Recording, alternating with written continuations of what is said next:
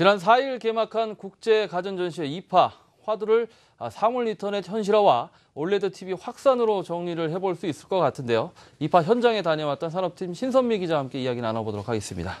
신 기자 어서 오십시오.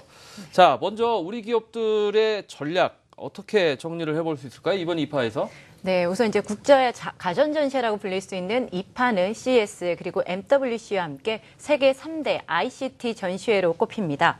올해는 1,650여 개 업체가 참여했는데요. 그중 한국 기업이 단연 돋보였습니다. 네. CEO 참석률도 높았는데요. 삼성전자는 일상 속에 녹아든 IoT를 강조하면서 수면 유도기기 슬립 센스를 대표 상품으로 선보였습니다.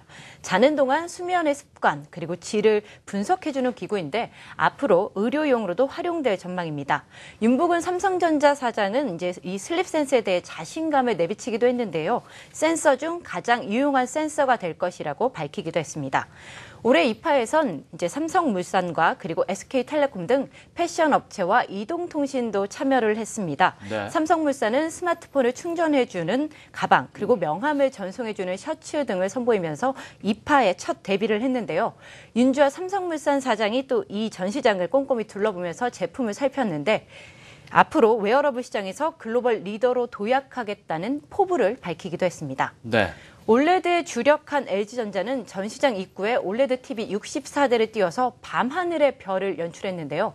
자연 그대로의 화질을 담아내서 관심을 집중시켰습니다.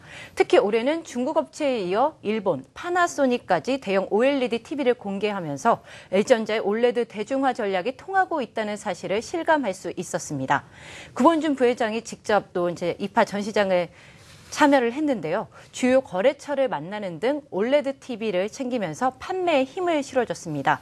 실제로 LG전자는 올레드 진영 확대 분위기에 맞춰 올 하반기 올레드 TV를 상반기 대비 5배 이상 판매하겠다는 공격적인 목표도 밝혔습니다. 네, 기존의 IT 기업들뿐만 아니라 앞서 설명해 주신 대로 패션 업체 또 이동통신사까지 참여해서 우리 기업들의 저력을 다시 한번 좀 보여줬는데요. 앞서 잠시 언급이 됐습니다만 중국 기업들의 추격이 굉장히 무서운 것 같아요. 일본 기업들의 부활도 눈에 띄었고요. 어느 정도이던가요? 정말 무서울 정도였는데요. 우선 이제 중국의 업체 참여 수를 보면 350여 개입니다. 역대 최대 규모인데요. 참가 업체 5곳 중 한 곳이 중국 업체라고 보면 됩니다. 수적으로도 기술적으로도 이제 중국 업체 약진이 두드러졌는데요. 국내 전자업계 한 관계자는 이런 말을 하기도 했습니다. 브랜드 측면에서 중국 업체가 좀 떨어질 뿐 기술적인 면에서는 한국 업체들을 95% 정도 따라왔다. 이렇게 평가를 했는데요. 심지어 사물 인터넷에선 한국 업체보다 훨씬 빨리 갈 수 있다고 본다며 위기감을 전하기도 했습니다. 일본 업체들도 부활을 꿈꾸면서 재장전을 하는 모습입니다. 소니는 세계 최초로 4K 디스플레이를 탑재한 스마트폰 엑스페리아 G4 프리미엄을 공개했습니다. TV에서도 HDR 프리미엄 기술인 HDR을 적용한 4K 브리비아를 선보였고요. 시계줄에 스마트 기능을 탑재한 스마트워치 웨나를 선보이며 주목을 받기도 했습니다. 네, 내일 폐막됩니다. 베를린에서 열렸던 이파 2015 이파 현장을 다녀온 산업팀의 신선미 기자와 자세한 얘기 나눠봤습니다. 수고하셨습니다.